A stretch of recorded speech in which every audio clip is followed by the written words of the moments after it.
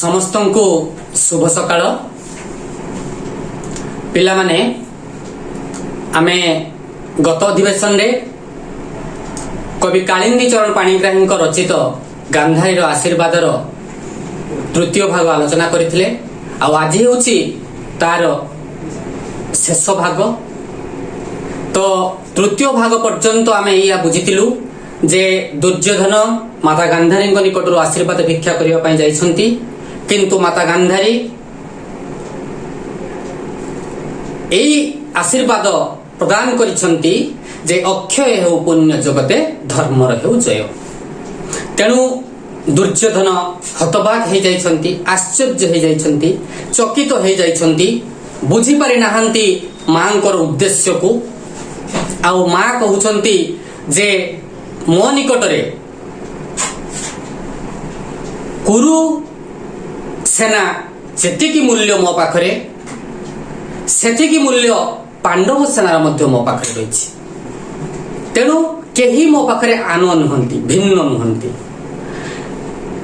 दुशासन रो मृत्यु, दुर्योधन रो मृत्यु जेतिकी मते आघात दब, व्यथा दब, सेतिकी व्यथा मते अर्जुन आउ भीमर निधन रे मते सेतिकी मोर हृदय कांदिब, मते सेतिकी आघात लागिब, सेतिकी व्यथा लागिब। तेणु एतिकी पर्यंत आमे आलोचना करिथिले। माता गांधारी कहिसंती जे जाओ वीररणे धरणी बक्षु पाप राशि हेउ क्षय, अक्षय हेउ पुण्य जगते धर्मर हेउ जय। परवर्ती पर्याय कोन अछि?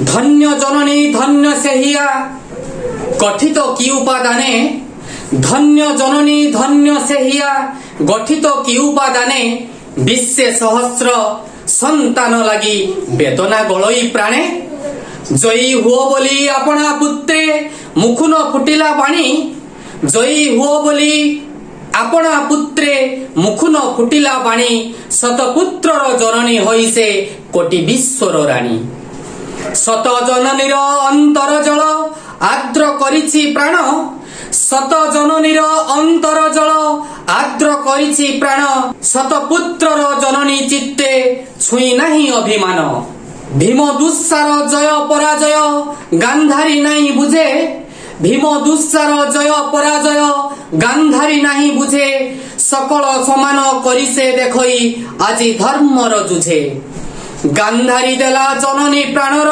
सुमहत परिचय, गांधारी देला जननी प्राणर सुमहत परिचय, अक्षय हेउ पुण्य जगते धर्मर हेउ जय, धर्मर हेउ जय, धर्मर हेउ जय। पिला माने ये एई पर्याय रे आमे जेतिकी आवृत्ति कली मु ता भितरे सीमित किछि विशेष नूतन शब्द बोधवे तुम मानक पाई नथिबो, तथापि जहा 2-4टा 5टा अछि ताको आमे देखिबा, आलोचना करिबा, तार अर्थ जानिବାକୁ चेष्टा करिबा। तमे ताको टिके चिन्हट कर, मु तार अर्थ तुम मानक कहि सारला परे परवर्ती पर्याय रे कवितार भाव आडो आमे अग्रसर हेबा। ठीक अछि पिला माने, एबे मु भाबुछि तुम माने जो केतोटी नूतन शब्द तुम पाई थिबो ताको चिन्हट करि सारथिबो। एबे आसो आमे सेही शब्द गुड़िकर अर्थ आगे जानिबा। तो मु तुम मानक पई प्रथमे शब्दटे नेइछि, शब्द होछि सहस्र। सहस्र बोइले बुझी परथो तुम माने, सहस्र बोइले ताकू हजार कहि परिबा, ताकू असंख्य कहि परिबा, अगणति कहि परिबा, अर्थात अनेक। तापर नेइछि शब्द बाणी।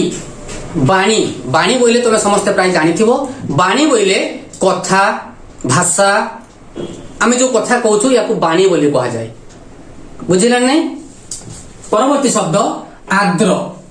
आद्र बोइले ओदा, जोटा ओदा हेइथिबो, भिजी जाइथिबो, ओदा, बुझिला कि नै? परवर्ती शब्द उपादाने। उपादान बोइले बुझि परथो तुमे, उपादान बोइले उपकरण, उपादाने अर्थात उपकरण रे, बुझिला कि नहीं? उपकरण रे। परवर्ती शब्द पुण्य।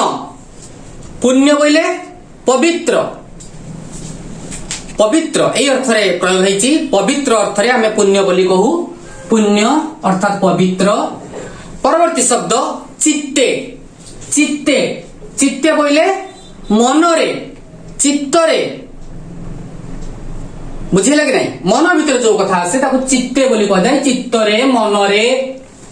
जुझे जुझे बोले लढ़े लढ़ई रे युद्ध रे जुझे धर्मर जुझे अर्थात धर्मर युद्ध रे धर्मर लढ़ई रे जुझे। परवर्ती शब्द सुमहत। सुमहत सु लगी माने सुंदर कथा सेठी भल कथा सुमहत अर्थात मर्यादा सम्मान सुमहत। आउ गोटे शब्द नहीं अक्षय। अक्षय अक्षय हो पुण्य जगत आम कहूँ तो अक्षय बोले अमर हो जार क्षय ना तेणु अक्षय अर्थ अमर। मु भावुची निश्चित भाव में तुम मान यही केतोटी नूतन शब्द थाई पारे तो यार अर्थ आमे जानिले। एबे आमे कवितार शेष पर्यायर भावार्थ को बुझिबा। तो पिला माने निश्चित भाव में तमे एई नूतन शब्द गुड़िकर अर्थ निज खातार लिखि नैथिबो एवं बुझी पारथिबो। एबे कवितार भावार्थ को आमे बुझिबा। जो अंतिम पर्याय रे कवि कालिंदी चरण पाणिग्राही कौन तांकर भावना एटी प्रस्फुटित करिसंती तांको कविता माध्यम रे ताको आमे वर्तमान तार भावार्थ को विश्लेषण करिबा आलोचना करिबा। प्रथम पदरे से कौन कहउचंती धन्य जननी धन्य सेहिया गठित की उपादाने। धन्य जननी धन्य माँ तमर धन्य की प्रकार हिया की प्रकार हृदय तुमर से हृदयटा कौ उपादान रे कौ उपकरण रे गढ़ाई माँ। विश्व सहस्र संतान लगी वेदना गलई प्राणे। माँ तुम्हें एमिति माँ तमर 100 जन पुओ थाउ थाउ तमे विश्वर सहस्र असंख्य पुओ मानकर हृदयर कथा को हृदयर मनर व्यथा को कथा को आउ निजर मन भितरे हृदय भितरे प्राण भितरे तमे बुझी पारुछो माँ। जयी हुओ बोली आपना पुत्रे मुख न फुटिला बाणी। जयी हुओ बोली आपना पुत्रे मुख न फुटिला बाणी। निजर पुओ युद्ध रे विजय लाभ करू शत्रु को विनाश करू पराजित करू आउ विजय वाद्य बजई उत्फुल्लित मनरे फेरी आसु बोली तमे एतिकी आशीर्वाद करि पाइलनी। जयी हुओ बोली आपना पुत्रे मुख न फुटिला बाणी। निजर पुओ जयी हो बोली विजयी हो बोली तम मुखरे कोन एतिकी कथा बाहरिलानी। शतपुत्रर जननी होइसे कोटि विश्वर राणी। अरे केमिति बाहरी थांता से परा शत पुत्रर जननी हेले मध्य ये कोटि विश्वर होउछंती से राणी। से विश्व जननी से ममतामयी बुझिला कि नहीं। तेणु शत जननीर अंतर जल आद्र करिछि प्राण शतपुत्रर जननी चित्ते छुई नाही अभिमान। शत जननीर अंतर जल आद्र करिछि प्राण शत शत जननीर मार अंतरर जो वेदना अंतरर जो अकुहा कथा ताकू छुईछि किए काहाकू छुईछि माता गांधारीर प्राण को छुईछि। मार ए जो माता गांधारींकर हृदय को आद्र करिछि ओदा करिछि अर्थात स्पर्श करिछि छुई जाइछि दहलेई देइछि। मातृत्व विश्व जननी हिसाब रे माता गांधारींकर मातृत्व जागी उठिछि। शतपुत्रर जननी चित्ते छुई नाही अभिमान। शतपुत्रर जननी होई मध्य वर्तमान आमर माँ बापा माने कहउछंती आमे दुई आमर दुई दुई दुईटी पिला को मनीष करवा कष्टकर हो पड़ुवा बेले गांधारी किंतु थिले शतपुत्रर जननी 100 जन वीरपुत्र को जन्म देइथिले से हेई पारंती समाने विपथगामी। माता किंतु संस्कार दबारे केबे भूल करि नाहंती। किंतु सेमाने अत्यधिक उग्र हवा द्वारा सेमाने कौन होते विपथगामी होते अधर्मर बाट को बाछि नहीं तेणु माता गांधारी 100 पुत्रर जननी हेई मध्य तांकर हृदय को तांकर चित्त को तांकर मन को केबे हेले अभिमान छुई नथिला गर्व तांको केबे हेले स्पर्श करि नथिला। परवर्ती कवितार से कौन कहउछंती भीम दुस्सार जय पराजय गांधारी नहीं बुझे। गांधारी भीमर पराजय कि दुशासनर पराजय से कथा माता गांधारी बुझंती नहीं। बुझी कि नहीं भीम दुस्सार जय पराजय गांधारी नहीं बुझे। ये कौरव पक्षरु जदि दुशासनकर मृत्यु हो जाए निधन हो जाए बा पांडव पक्षरु जदि भीमर निधन हो जाए माँ से कथा केबे चिंता करंतिनी बुझंती नहीं। सकल समान करिसे देखई आजी धर्मर जुझे। सकल समान उभयंकु से समान चक्षुरे देखुछंती आउ गोटिए कथा से स्थिर करि नैछंती ए युद्ध होउची धर्मर युद्ध। एठी धर्मर ही जय हबो एठी अक्षय हबो धर्मर। तेणु सकल समान करिसे देखई आजी धर्मर जुझे। जुझे बोइले युद्ध रे लड़ाई रे एई धर्मर युद्ध रे समस्त को से समान चक्षुरे देखुछंती काहेकि ना एटा धर्मर युद्ध।